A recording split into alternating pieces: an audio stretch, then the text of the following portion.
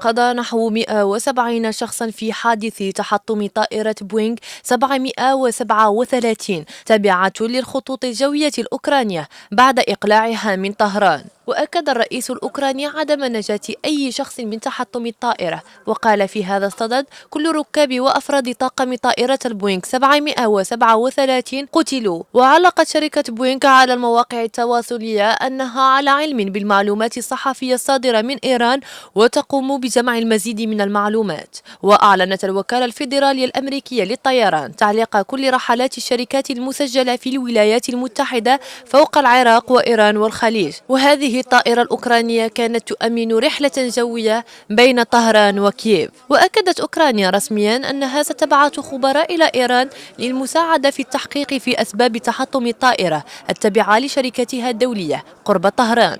وأعلن رئيس الوزراء الأوكراني أن كييف سترسل خبراء للمساعدة في عملية البحث وللتحقيق في أسباب تحطم الطائرة. وأعلنت إيران أن سبب سقوط الطائرة الأوكرانية تقني بشكل محض، وليس هناك أي احتمال لوجود سبب غير ذلك، مشيرة إلى أن 147 من ركاب الطائرة من الإيرانيين، إضافة إلى 32 أجنبيا من ضمنهم 9 من أفراد الطاقم. من جانبها أبرزت السلطات الأوكرانية أنها تستبعد احتمال تعرض طائرتها المنكوبة لهجوم إرهابي أو لضربة صاروخية.